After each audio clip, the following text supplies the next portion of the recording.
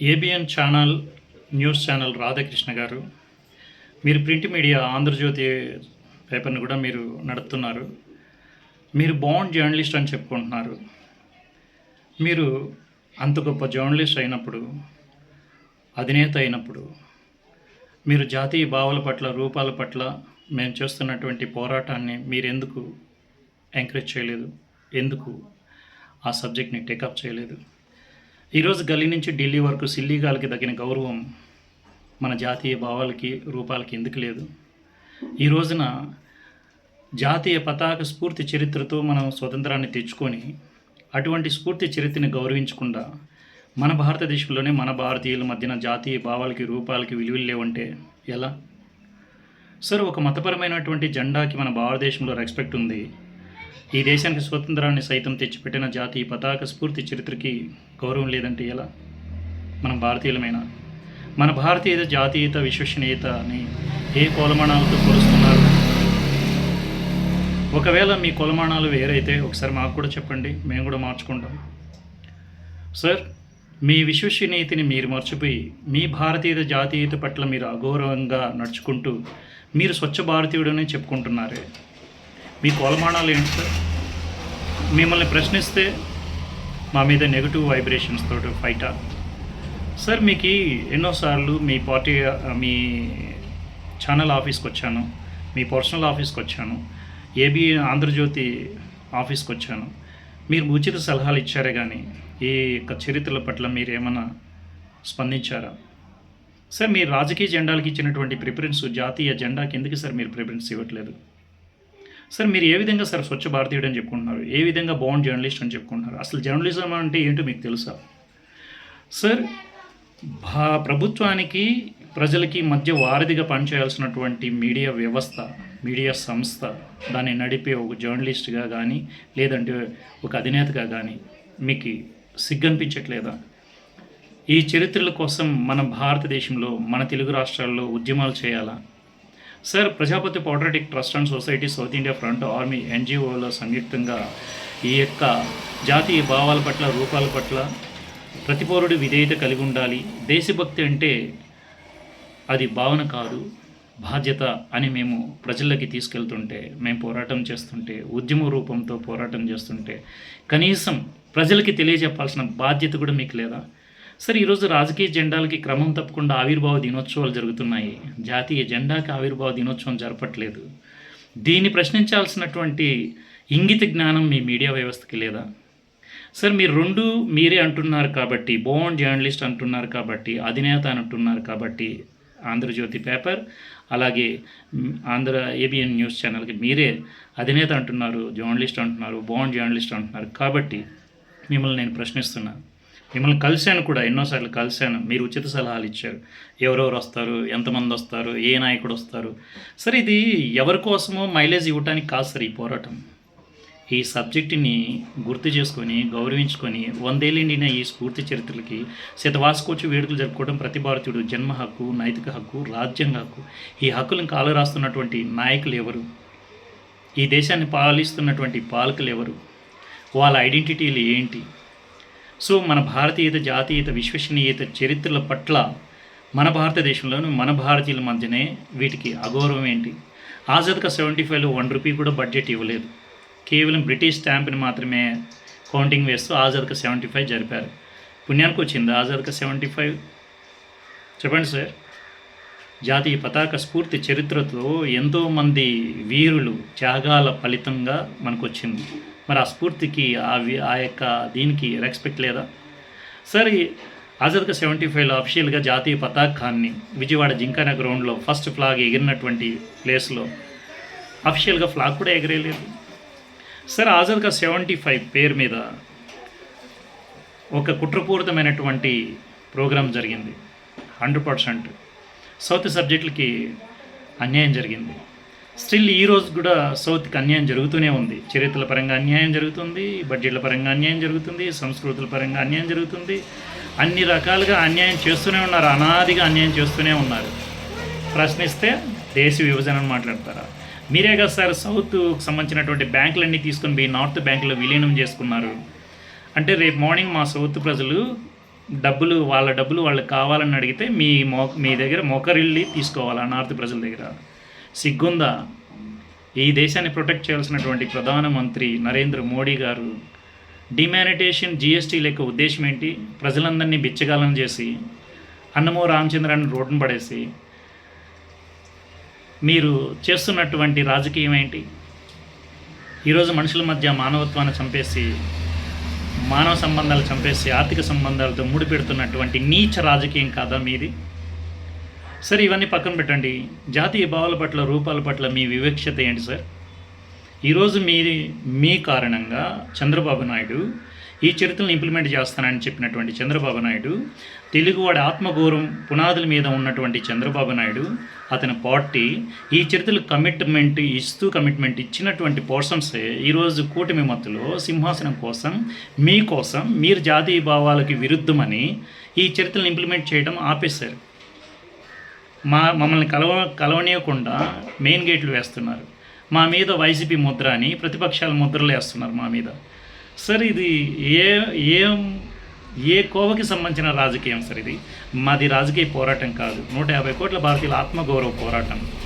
జాతీయ భావాల పట్ల, రూపాల పట్ల ప్రతి పౌరుడు విధేయత కలిగి ఉండాలని చెప్పేసి మేము చేసే ఈ పోరాటం మీకు ఎందుకు కుట్ర రాజకీయాలుగా కనపడుతున్నాయి? మీ విధేయతని మీరు మర్చిపోయి, మీ బాధ్యతని మీరు మర్చిపోయి, గల్లీ నుంచి ఢిల్లీ వరకు సిల్లిగల చనిపోతే వాళ్ళకి దక్కిన గౌరవ విగ్రహాలు, స్మారకాలు, బడ్జెట్లు, అంగరంగ వైభవంగా వేడుకలు ఇవన్నీ ఉంటున్నాయి. కానీ 150 కోట్ల భారతీయ వారసులు కలిగిన మన భారతదేశపు జాతీయ గీతానికి, జాతీయ పతాకానికి, జాతీయ ప్రతిజ్ఞకి ఎందుకు సార్ విలువలు లేవు? దట్టు మన దేశంలో, మన భారతీయుల మధ్యన, అది కూడా స్వతంత్రం తెచ్చిపెట్టినటువంటి జాతీయ పతాక స్ఫూర్తి చరిత్రకి లేని గౌరవం మతపరమైన జెండాలకి 100 years సెలబ్రేషన్స్ మన భారతదేశంలో జరిగాయి. సిగ్గుందా మీకు? కనీసం ఆ టైంలో కూడా ప్రశ్నించలేకపోయారు మీ మీడియా వ్యవస్థలు, మీ బోర్న్ జర్నలిజం. సార్, మీరు ప్రజల్ని, రాజకీయ నాయకులతో పాటు మీరు కూడా ప్రజలంతా ఏదో రాజకీయ జెండా అండలేకపోతే బ్రతకలేమన్న భ్రమలకు అందరినీ తీసుకెళ్ళిపోయారే మీరు. కానీ జాతీయ జెండా అండలు అని భూత వర్తమాన భవిష్యత్తు కాలాల్లో బ్రతుకుంటాము, సో అదే మనకి రక్షణ అన్న ఇంగిత జ్ఞానాన్ని, అన్న బేసిక్ నాలెడ్జ్ని, అన్న రాజ్యాంగ సూక్తిని ప్రజల్లోకి ఎందుకు సార్ మీరు తీసుకెళ్ళలేదు? సార్, మీరు బోర్న్ జర్నలిజం అంటారు కదా, తప్పుని ప్రశ్నిస్తాము అది ఇది, ఎదుటి వాళ్ళని ప్రశ్నించడమే కానీ మిమ్మల్ని మీరు ఎప్పుడైనా ప్రశ్నించుకున్నారా? సార్, మీ జర్నలిజము బ్రోకర్ జర్నలిజము అని చెప్పేసి నేను ప్రశ్నిస్తున్నాను. మీకు దమ్ము ధైర్యము ఉంటే, చంద్రబాబు నాయుడికైనా దమ్ము ధైర్యం ఉంటే, నరేంద్ర మోడీకైనా దమ్ము ధైర్యం ఉంటే, మీ భారతీయత, మీ జాతీయత, మీ విశ్వసనీయతని తెలిపి ఈ చరిత్రల పట్ల మీ విధేయత ఏంటి అని ప్రూవ్ చేసుకోండి. లేదా మీ ఐడెంటిఫికేషన్ ఏదైతే ఉందో ఆ ఐడెంటిఫికేషన్ ప్రజలకు తెలియజేయండి ప్లీజ్. జాతీయ భావాల పట్ల, రూపాల పట్ల రాజకీయాలు చేయకండి. మన భారతీయతని, మన జాతీయతని, మన విశ్వసనీయతని తెలిపే ఈ ఘన చరిత్రల పట్ల, దేశానికి స్వతంత్రాన్ని సైతం తెచ్చిపెట్టిన ఈ జాతీయ పతాక స్ఫూర్తి చరిత్ర పట్ల, జాతీయ గీతం పట్ల, జాతీయ ప్రతిజ్ఞ పట్ల. సో మదనపల్లి బీటీ కాలేజ్ నుంచి జాతీయ గీతాన్ని ఇంప్లిమెంట్ చేసి ఇవ్వడం జరిగింది. అక్కడ స్మారకాన్ని ఇంప్లిమెంట్ చేయండి, జాతీయ గీత స్మారక ప్లేస్గా. నల్గొండ ఆనపర్తి నుంచి జాతీయ ప్రతిజ్ఞ తీర్చిదిద్ది ఇవ్వడం జరిగింది 1962. సో దాన్ని అక్కడ ఇంప్లిమెంట్ చేసి ఇవ్వండి. అలాగే జాతీయ పతాకాన్ని ఇండియాలో ఫస్ట్ టైం 1921 ఏప్రిల్ 1న విజయవాడ జింకానా గ్రౌండ్ వేదికగా ఫ్రీడమ్ ఫైటర్లందరూ ఫస్ట్ ఫ్లాగ్ ఎగరేయడం జరిగింది. ఆ ప్లేస్ని జాతీయ పతాక స్మారక ప్లేస్గా గుర్తించండి ప్లీజ్. ఇవి చేయడం చేత కాదు, చేయించడం చేత కాదు. ఏదో ప్రభుత్వాలను ప్రశ్నిస్తాము, ఎదుటి వాళ్ళని ప్రశ్నిస్తాము, మేము మంచి చెడుల్ని ఏలెత్తి చూపిస్తాము. బొక్క భోషణం ఏం కాదు రాధాకృష్ణ గారు.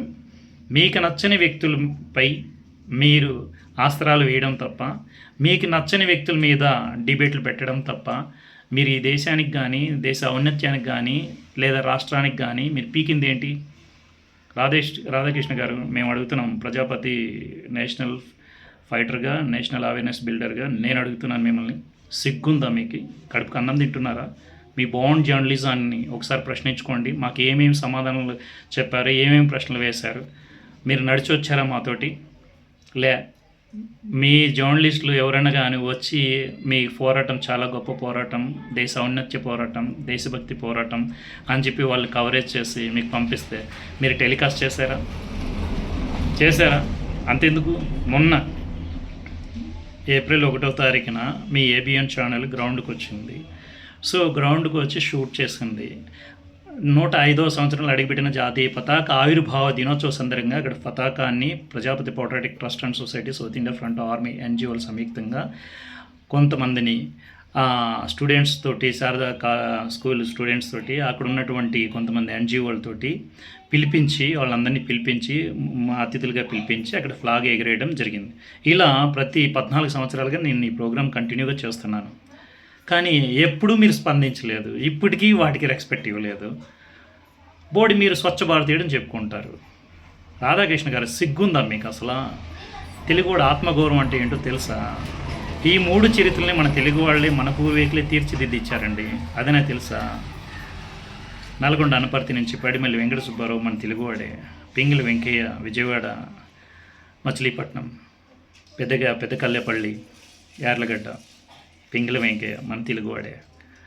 సార్, మదనపల్లి బీటెక్ కాలేజ్ విద్యార్థులు 1919 ఫిబ్రవరి 28న జనగణమన అనే కవితలోని మొదటి పేరాన్ని తీసుకొని దాన్ని ఉషోదయ గీతంగా ఇంప్లిమెంట్ చేసుకోవడం జరిగింది. అది మన తెలుగుగడ్డ మీదే దానికి ఊపిరిపోయడం జరిగింది. స్వతంత్రం వచ్చిన 1947 నుంచి 1950 జనవరి 24 వరకు మన దేశానికి జాతీయ గీతం లేదు. ఎన్నో పురిటి నొప్పులు భరించి, అవమానాలతో ఎన్నో ఎదుర్కొని 1950 జనవరి 24న ఈ దేశానికి జాతీయ గీతగా గుర్తింపు తెచ్చుకుంది. ఈ ఘనత మనది సార్. ట్యూన్ చేసుకొని గీతగా పాడుకొని దాన్ని పోషించింది మనం సార్. కానీ ఈ చరిత్రలు కూడా మీకు గుర్తుకు లేవు. వీటిని ఇంప్లిమెంట్ చేయాలనే బాధ్యత కూడా లేదు. వీటిని ఇంప్లిమెంట్ చేస్తే ఆటోమేటిక్గా రాష్ట్రం కూడా ఇంప్లిమెంట్ అవుతుంది సార్. కంపెనీలు ఒక్కటే కాదు మనకి ప్రాఫిట్ ఇచ్చేది, చరిత్రలు కూడా ప్రాఫిట్ ఇస్తాయి. ఇవి కూడా మనకు సంపదే. వీటిని నిర్మించుకోవటం, వీటిని ఇంప్లిమెంట్ చేసుకోవటం మన బాధ్యత, మన సంపద. ఈ మాత్రం కామన్ సెన్స్ కూడా తెలియని మీరు బోర్న్ జర్నలిస్ట్ ఎలా అయ్యారో నాకు తెలియట్లా. కనీసం ఈ చరిత్రల్ని గుర్తించాలి, గౌరవించాలి, ప్రజల్లోకి తీసుకెళ్ళాలి. ఇది ఒక ఉన్నతమైనటువంటి పోరాటం, మర్చిపోయినటువంటి పోరాటం. ప్రపంచ దేశాలకి తెలిస్తే నవ్విపోతారు అని చెప్పేసి ఆ మాత్రమే ఇంగిత జ్ఞానం లేదా? అధికారులను అడిగితే ఎగరేస్తారు, మిమ్మల్ని అడిగితే మీరు ఎగరేస్తారు. అందరూ లాభాల కోసమైనా ఫైట్ చేస్తారు. రాజకీయ జెండా అండ లేకపోతే బ్రతకలేమన్న భ్రమలోకి మీరు కూడా జనాలని తీసుకెళ్ళిపోతారు. ఏంటి సార్ ఇది? మీ తొక్కలో జర్నలిజం, బ్రోకర్ జర్నలిజం, ముండాకోర్ జర్నలిజం.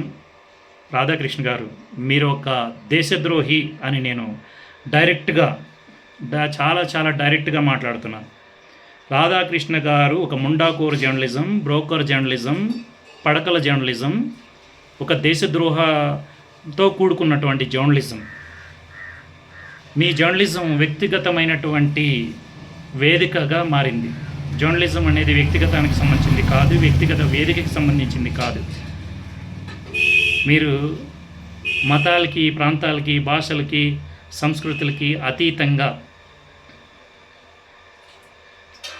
పోరాటం చేయాల్సినటువంటి వ్యవస్థ మీదయ్యుండి, దేశభక్తి వ్యవస్థ మీదయ్యుండి, దేశాన్ని, దేశ ఔన్నత్యాన్ని దెబ్బతీసేలాగా మీరు నడుచుకుంటూ రాజకీయ జెండాలకి అడుగులు మడుగులుగా నిలుస్తూ వాళ్ళకి సపోర్ట్గా ఉంటూ జాతీయ భావాల్ని సైతం అవమానిస్తూ పోతే, పైగా మీరు మాకు సాయం చేయలేదని మేమేం ఫీల్ అవ్వలేదు. మీరు బాగుండ్ జర్నలిస్టు అని చెప్పేసి తోటకూర, నేను గొప్ప స్వచ్ఛ భారతీయుని అని చెప్తే గుద్దులమంటదా? మాకి కోపాలు లేవా? ఆవేశాలు లేవా? ఎవడరా నువ్వు? ఒక ఏబిఎన్ ఛానల్ని, పత్రికని ఇంప్లిమెంట్ చేసేస్తే నువ్వు పెద్ద పుడింగివా? సిగ్గుందా? ఏ విధంగా అవి ఛానల్ అవుతాయి? ఏ విధంగా న్యూస్ ఛానల్ అవుతాయి? ప్రజలకి ఏ విధంగా పనికొచ్చే న్యూస్ చెప్పావు నువ్వు? ఈ చరిత్రలని పట్టించుకొని నువ్వు ఎప్పుడో చచ్చిపోయావు, భారతీయుడిగా చచ్చిపోయావు, మనిషిగా చచ్చిపోయావు. నీకు విలువలు ఇవ్వాలా? పైగా మా కళ్ళ ముందు తోటకూర అని చెప్పేసి అని తొడగొడతాం అని చెప్పిన అందరి మీద విరుచుకుపడుతూ, అందరినీ ప్రశ్నిస్తూ మాట్లాడితే నిన్ను ప్రశ్నించేవాడు ఎవడలేడా? ఎవడరా నువ్వు? నీ ఐడెంటిటీ ఏంటి? బాధ్యత లేదా నీకు? బోర్న్ జర్నలిస్ట్ అని చెప్పుకుంటున్నావు. చెప్పుకునేటప్పుడు నీ జర్నలిజానికి సంబంధించినటువంటి కనీసం బాధ్యత లేకపోతే ఎలా? రాధాకృష్ణ గారు క్లియర్గా చెప్తున్నా, మీకు ధైర్యం ఉన్నా లేకపోతే నిజాయితీ ఉన్నా ఈ సబ్జెక్టుల పట్ల డిబేట్లు పెట్టించు, మాట్లాడదాం. నేను రైటా, మీరు రైటా? Okay, all the best. జై జవాన్, జై కిసాన్, జై భీమ్, జై భారత్, జై హ్యూమన్.